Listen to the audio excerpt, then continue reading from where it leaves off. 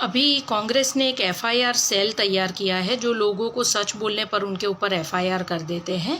तो मैं कुछ बोलना चाह रही थी कि अगर तुम लोग सच वाले हिंदू हो, वैसे तो तुम हो नहीं, तुम तो घटिया हो, तुम्हारी तो जाति पता नहीं कौन सी है। दादी भी निकम्मी जो अपने पति का सरनेम नहीं लगा पाई, बाप भगोड़ा जो युद्ध के टाइम पे भाग गया था, नाना निकम्मा जो हिंदुस्तान पाकिस्तान करके एक वोट के बेस पर प्रधानमंत्री बन गया। मतलब तुम लोगों को भीख पे जीने की आदत है। तो और इतने सारे घोटाले करके खुद की माँ बेल पे घूम रही है, मुफ्त के बंगलों में रह रहे हो, तो भी बेशर्मों की तरह लोगों को सवाल पूछते हो। 1500 करोड़ देने वाले रतन टाटा ने जवाब नहीं मांगा, लेकिन चवन्नी भी नहीं देने वाली भिखारी जो लोगों के पैसों पर पल रही है, वो भूरी काकी मोदी से हिसाब मांग रही है। काहे का तू हिसाब मांग रही है? तू है कौन? तूने क्या किया गरीबों के लिए? आज जब 1947 में इंडिया आज़ाद हुआ था और 1948 में चीन आज़ाद हुआ था, तो आज चीन वर्ल्ड में 2nd नंबर पर है और इंडिया 138 नंबर पर है। 70 सालों में तुम लोगों ने देश को आगे लाने के लिए कुछ किया नहीं है। किस चीज़ का तो हिसाब मांग रही है?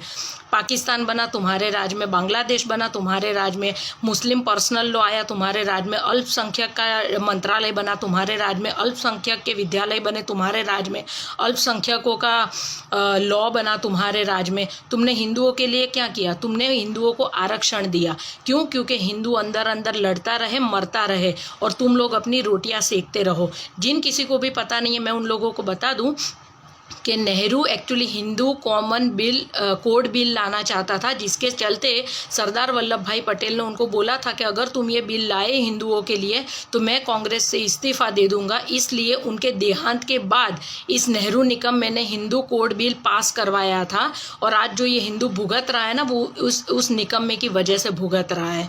ठीक है। और दूसरा कि मोरारजी देसाई ने अपने एक उनका जो बुक है मेरा जीवन वृत्तांत, उसके 4, 5, 6 नंबर के पेज पर लिखा है कि पता नहीं क्यों मुझे ऐसा लगता है कि नेहरू को पहले से ही हिंदुओं के साथ अलग ही पूर्वाग्रह है और जो हिंदुओं से नफरत करते हैं। और जेबी कृपलानी ने भी कहा था कि अगर आप हिंदू से प्यार करते तो कभी हिंदू कॉमन बिल नहीं लाते, आप कॉमन सिविल कोड लाते जो सारे धर्मों को लागू पड़ता। लेकिन आपने हिंदुओं पर अपना गुस्सा उतारा और आप हिंदुओं को धोखा देने के लिए जनोई पहनते हो। ये जेबी कृपलानी के शब्द है। तो मतलब ये परिवार पूरा नीच परिवार है जिन्होंने सिर्फ देश को लूटने का काम किया है और देश की बर्बादी में पूरा योगदान है। अभी भी समझ जाओ, हिंदू एक हो जाओ और इन लोगों की बैंड बजा दो।